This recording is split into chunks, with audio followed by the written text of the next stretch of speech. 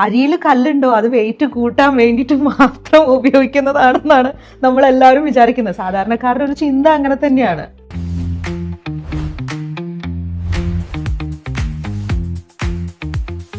Father ഈ റൈസിന്റെ stones remove ചെയ്യാൻ വേണ്ടി അന്ന് ടെക്നോളജി ഒന്നും ഇല്ല. പുള്ളിയുടെ ആശയത്തിൽ വന്നാണ്. പണ്ട് നമ്മൾ ഈ കൺസ്ട്രക്ഷൻ മേഖലയിലേക്ക് പോകുമ്പോൾ സാൻഡ് വരുന്നത് അവര് ചെറിയ അരിപ്പ് വെച്ചായിരിക്കും വലിയ സ്റ്റോൺസിലേക്ക് മാറ്റാൻ വേണ്ടി. പുള്ളി അന്ന് 2 നെറ്റ് ടൈപ്പ് ഉപയോഗിച്ചു. ഒന്ന് റൈസിനായിട്ട് വലിയ റൈസ് ട്രാപ്പ് ചെയ്യാൻ വേണ്ടിയിട്ട് ഒരു നെറ്റ് വെച്ചു. പിന്നെ റൈസിനായിട്ട് ചെറിയ സ്റ്റോൺസ് ട്രാപ്പ് ചെയ്യാൻ വേണ്ടി അതിന് ചെറിയ നെറ്റും വെച്ചു. 2 നെറ്റ് വെച്ചു. അപ്പൊ അങ്ങനെ വെക്കുമ്പോൾ റൈസിന്റെ ഷേപ്പിലുള്ള സ്റ്റോൺസ് അതിലുണ്ടാവും. പക്ഷെ കമ്പാരിറ്റീവ്ലി വളരെ കുറവാണ് അതിന്റെ സ്റ്റോൺസിന്റെ പെർസെന്റേജ്. വലിയ സ്റ്റോൺസ് മുകളിലത്തെ നെറ്റിൽ ട്രാപ്പ് ചെയ്യും, അടിയിലത്തെ നെറ്റില് ചെറിയ സ്റ്റോൺസും ട്രാപ്പ് ചെയ്ത് പോകും. ക്വാളിറ്റി റൈസ് എന്നുള്ള ഒരു പേര് അന്ന് വന്നു. അപ്പൊ പുള്ളി വെച്ച് മറ്റുള്ള റൈസും നമ്മുടെ റൈസും ഡിസ്റ്റിങ്വിഷ് ചെയ്യാൻ ഒന്നും ഇല്ലേ. അപ്പൊ പുള്ളി അന്ന് ST എന്നൊരു വാക്ക് ലേബിൾ ഉണ്ടാക്കി. സെന്റ് തോമസ് റൈസിന്റെ ഷോർട്ട് ഫോം ആണ് ST റൈസ്. അവർ ടാഗ് ഉണ്ടാക്കിയിട്ട് ചാക്കുമ്പോൾ കെട്ടിയിടും ആ ടാഗ്. അത് നമ്മുടെ റൈസും മറ്റുള്ള റൈസായിട്ട് ഡിസ്റ്റിങ്വിഷ് ചെയ്യാൻ വേണ്ടിയിട്ടാണ് അങ്ങനെ ചെയ്തത്. പക്ഷെ അത് മാർക്കറ്റിൽ ഗ്രാജുവലി അത് ആളുകൾ അറിഞ്ഞു. ST റൈസ് നല്ല റൈസ് എന്നുള്ള ഒരു കോൺസെപ്റ്റ് വന്നു.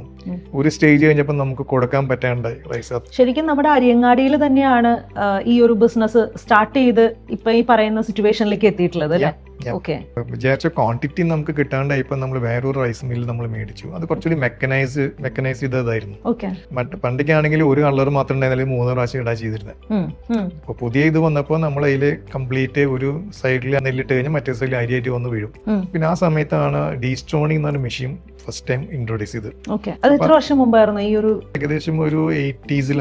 അപ്പൊ അതിലുള്ള അഡ്വാൻറ്റേജ് ഉണ്ടെങ്കിൽ റൈസിന്റെ സെയിം പണ്ട് നമ്മൾ മുറത്തിലേക്ക് ചേറി കഴിയുമ്പോൾ വെയിറ്റ് ഉള്ള റൈസ് എല്ലാം പുറകോട്ട് വരും. അതേ പ്രിൻസിപ്പിൾ എയർ പമ്പ് ചെയ്തിട്ട് വെയിറ്റ് ഉള്ള അരിയുടെ സൈസുള്ള കല്ല് എന്തായാലും അരിയായിട്ട് വെയിറ്റ് കൂടും. അപ്പൊ അത് ബാക്കിലോട്ട് പമ്പ് ചെയ്ത് ബാക്കിലോട്ട് വന്ന് ആ കംപ്ലീറ്റ് റൈസ് ബാക്കിൽ ട്രാപ്പ് ചെയ്യും. ഇപ്പൊ 100% സ്റ്റോൺലെസ് ആയി.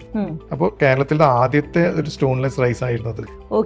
സോട്ടെക്സ് റൈസ് എന്ന് പറഞ്ഞിട്ട് വന്നിരുന്നത് അതാണോ? അല്ല, സോട്ടെക്സ് റൈസ് അതിന് ശേഷം വന്ന ഇമ്പ്രൂവ്മെന്റ് ആണ്. പിന്നെ ആ സമയത്താണ് നമ്മൾ ഈ അരിയിൽ ചിലപ്പോൾ പഴുക്കാന്ന് പറയുന്നത് യെല്ലോ കളറിലെ റൈസ് ഉണ്ടാവും, ബ്ലാക്ക് കളർ. അത് റൈസ് മച്ചുവേഡ് ആയിട്ട് മുമ്പ് റെയിൻ വാട്ടർ വന്നു കഴിഞ്ഞാൽ അത് ഡെഡ് ആവാൻ ഗ്രോത്ത്. അപ്പൊ അതിന്റെ കളർ ബ്ലാക്ക് ആയിരിക്കും.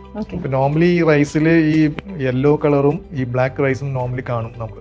അപ്പൊ അതിനെ സെഗ്രേറ്റ് വേറെ ഒരു മെഷീൻ അല്ല. ആ സമയത്താണ് നമ്മളൊരു മെഷീൻ ഇമ്പോർട്ട് ചെയ്തത് UK സോട്ടെക്സ് എന്ന് പറഞ്ഞ മെഷീൻ. അത് കളറിന്റെ പ്രിൻസിപ്പിൾ സെഗ്രേറ്റ് ചെയ്യുന്നതാണ്. അപ്പൊ നമ്മൾ വൈറ്റ് സെറ്റ് ചെയ്ത് കഴിഞ്ഞാൽ ബ്ലാക്ക് റൈസും യെല്ലോ റൈസും എല്ലാ റൈസും അതിൽ സെഗ്രേറ്റ് ചെയ്യും. അതാണ് സോട്ടെക്സ് മെഷീൻ. അപ്പൊ അതും കേരളത്തിലത്തെ ആദ്യത്തെ സോട്ടെക്സ് മെഷീൻ ആണ്. ടെക്നോളജീസ് ഒത്തിരി നമ്മളെ ഹെൽപ്പ് ചെയ്യുന്നുണ്ട്. ഫാദറിന്റെ ഒരു ഇതായിരുന്നു കണ്ടിന്യൂസ് ഇംപ്രൂവ്മെന്റ് ക്വാളിറ്റിയിൽ വേണം എന്നുള്ളത്. ഫാദർ എപ്പോഴും പറയും എപ്പോഴും ഇംപ്രൂവ്മെന്റ് ചെയ്തുകൊണ്ടിരിക്കണം.